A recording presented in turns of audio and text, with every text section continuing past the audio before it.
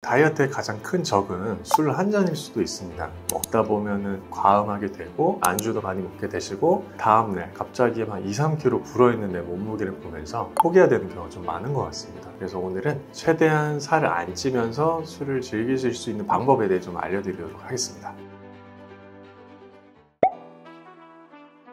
다이어트를 잘 하다가 포기한 적이 있지 않으신가요? 여러 가지 이유가 있겠지만 그중 하나가 술인 것 같습니다. 술로 인해 직접적으로 살이 찌는 것보다 술이 우리 몸에 하는 작용으로 인해서 살이 찐다 라고 생각하시면 좋을 것 같은데요, 술을 마시면 식욕을 자극을 하게 됩니다. 알코올은 가장 처음으로 뇌 앞쪽의 전전두엽을 마비를 시키게 됩니다. 전전두엽의 기능이 떨어지면 충동적인 행동을 하거나 아니면 감정 조절이 잘 안 돼서 울거나 평소엔 하지 않은 실수들을 하게 되는데요, 다이어트 때는 식욕을 의지로 조절을 하게 되잖아요. 그런 의지력이 약해지면서 평소보다 훨씬 많은 양의 음식을 드시게 되는 거예요. 또 두 번째는 이 알코올은 영양소의 대사를 방해합니다. 알코올이 분해되면서 아세트알데히드라는 물질로 바뀌는데 이 물질이 우리 몸에 발암물질로 작용하기도 하기 때문에 최우선적으로 분해하고 배출시켜야 되는 물질이 됩니다. 알코올이 들어온 순간 간이라는 회사는 인력을 모두 쏟아붓겠죠. 그렇게 되면 다른 간이 할 일들을 못하게 되는데요, 그 중에 하나가 이제 영양소의 대사입니다. 그렇기 때문에 실제로 우리 술을 먹었을 때 먹은 음식은 간이 제대로 처리하지 못하게 되면서 내가 음식을 안 먹었다고 착각을 하기도 하게 되는데요, 예를 들어 우리 술 먹을 때는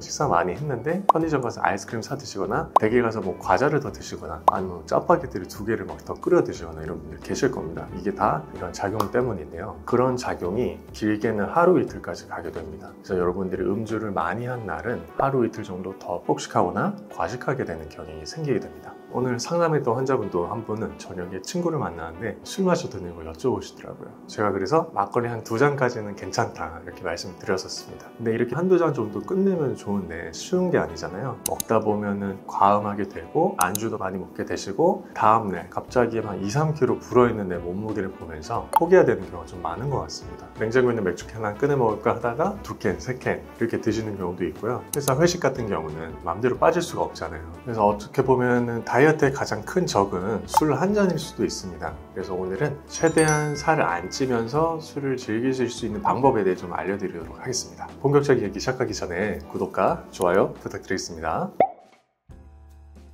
술 마시기 전에 숙취 해소제 같은 거 하나 드시는 것도 좋습니다. 그래서 이 숙취 해소제가 어떻게 다이어트랑 연관이 있을까 궁금해 하실 분이 계실 것 같은데요, 이 숙취 해소제가 간을 도와서 술이 우리 몸에서 빨리 분해 배출되게 도와줍니다. 그렇게 되면은 영양소 대사를 방해하거나 근합성을 방해하거나 식욕이 많이 증가하거나 알코올로 인해 다이어트에 줄 수 있는 피해를 최소화시키는 데 좀 도움이 되실 겁니다. 그래서 우리 음주 전 한 3-4시간 전쯤에 하나 정도 챙겨 드시는 것도 도움이 될 것 같습니다. 그리고 술자리에 되면 알코올로 인해서 어쩔 수 없이 평소보다 많이 식사를 하게 되기 때문에 가능하다면 그날 점심이나 아침은 평소보다 한 30% 정도 적게 섭취하시는 것도 좋은 방법일 것 같습니다.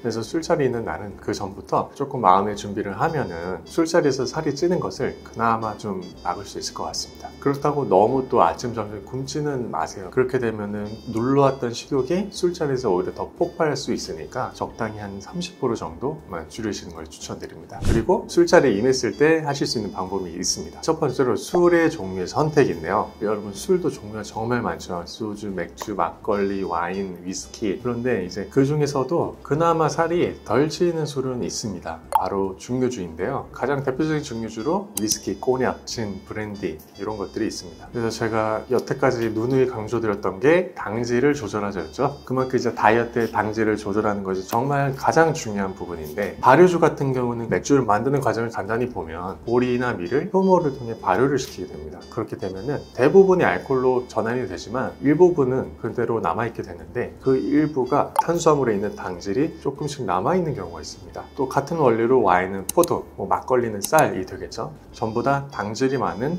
원료들을 발효해서 만든 겁니다. 이런 것들을 마시면 증류주를 마셨을 때 비해 알코올 외적으로 추가적인 당질 섭취가 생기게 되는 거죠. 그렇기 때문에 조금 더 혈당을 올리게 되고 혈당이 오른 것만큼 우리 몸의 체지방으로 전환이 될 가능성이 있는 겁니다. 그렇기 때문에 우리가 술을 마실 때도 발효주보다는 증류주가 좋고요, 당질이 있는 술은 최대한 피해 주시면 다이어트에 도움이 될 것 같습니다. 그 다음 방법으로는 음주량 조절인데요, 연구에 따르면 하루 2잔까지는 오히려 심혈관계 건강이나 다이어트에 도움이 될 수도 있다라는 것들이 종종 나오고 있습니다. 2잔이라고 하면 좀 애매하실 텐데 여러분 소주면은 소주잔으로 2잔, 맥주 같은 경우는 우리 보통 드시는 200 정도짜리 맥주잔 2잔 이 정도를 얘기합니다. 그런데 사실 2잔만 먹고 끝내는 게 정말 어렵잖아요. 저도 이렇게 말씀드리면서도 죄송한데 그래도 술 좋아하는 분들께는 금주하는 것보다는 2잔이라도 마실 수 있으면 그게 어디인 분들도 분명히 계실 겁니다. 그래서 여러분들 중요한 거는 하루 2잔 이내, 좀 몸집이 작으신 분들은 1잔이 더 좋고요. 또 가끔 이런 말씀하시는 분들 계십니다. 폭탄주는 괜찮나요? 소맥 괜찮나요? 이렇게 여쭤보시는데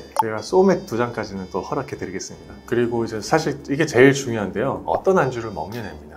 그래서 여러 가지 도움이 될 만한 안주들을 좀 몇 가지 나열을 해드리겠습니다. 건강한 의사가 추천할 수 있는 안주 첫 번째는 먹태 노가리 같이 이제 마른 안주입니다. 이런 것들이 대부분 이제 당질은 거의 없습니다. 적게는 0.1g, 0.5g 이렇게 있고 대부분이 단백질 위주의 식품인데 먹는 거에 비해서 살이 훨씬 덜 찌게 되실 겁니다. 두 번째는 마찬가지로 회도 좋습니다. 회 같은 경우도 당질이 적고 양념은 되지 않았고 단백질 위주로 영양가 있게 드실 수 있는 안주시고요. 그리고 와인 같은 거 드실 때는 치즈 같은 거 좋으시고 육포 이런 것도 괜찮습니다. 또 고기 좋아하시는 분들은 양념되지 않은 소금 또는 생고기를 구워 드시거나 아니면 꼬치집 가서 꼬치구이 드시거나 이런 것도 괜찮을 것 같습니다. 제가 말씀드린 것들의 공통점이 양념이 적고 당질이 적은 음식들 위주였는데 맛있고 달달하게 만들기 위해서 당이 들어가는 경우가 많은데요. 예를 들어서 두루치기 같은 거죠. 두루치기 같은 경우는 고기 플러스 양념인데 다이어트의 제일 최악이 당 플러스 지방입니다. 그래서 고기에 있는 지방과 당이 섞인 그런 안주들은 절대 안 되고요.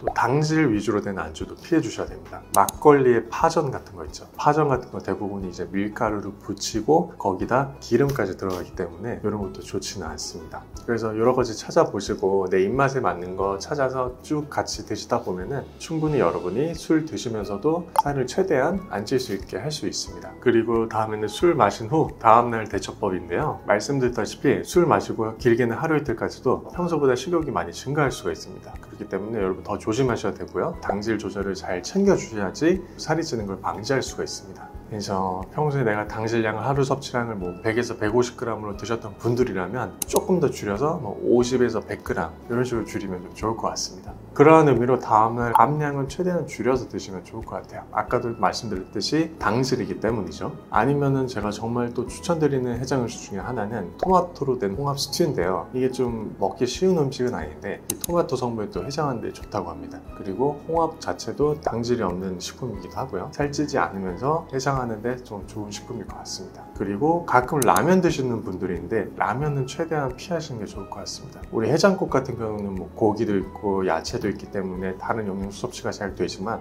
라면 같은 경우는 거의 순수 당질 위주이기 때문에 라면을 피해 주시는 게 좋고요. 짬뽕도 마찬가지로 안 됩니다. 라면에 비해서는 그나마 다른 음식물이 많지만 결국에는 면 위주의 음식이기 때문에 짬뽕도 좀 피해 주시면 좋을 것 같습니다. 그 다음에 술 마신 날은 저녁에 운동을 좀 가볍게 해줘서 술로 인해서 떨어진 신진대사를 가볍게 올려주시는 것도 도움이 될 것 같습니다. 혹시편에도 말씀드렸지만 먹자마자 바로 살이 되는 게 아니고 길게는 2주까지도 걸리기 때문에 그 전에 우리가 적절한 근력과 유산소 운동을 통해 태워내면 다이어트에 도움이 될 겁니다. 네, 그래서 오늘 술과 다이어트에 대해 알아보았는데요. 사실 술 먹고 살이 안 찔 수 있는 방법은 없습니다. 하지만 우리가 사람이고 살다 보면 술을 안 마실 수가 없기 때문에 오늘 제가 소개해드린 방법을 잘 적용하고 실천해 보시면 술로 인해 살이 찌는 것을 최소화하는 데 도움이 되실 겁니다. 저는 여러분의 다이어트를 응원합니다. 오늘 영상이 도움이 되셨다면 구독과 좋아요, 알림 설정 부탁드리고요. 주변에 다이어트 하고 싶은데 술 너무 좋아하시는 분들 계시면 영상 공유 널리 부탁드리겠습니다. 그럼 저는 또 다음에 좋은 영상으로 찾아뵙겠습니다. 감사합니다.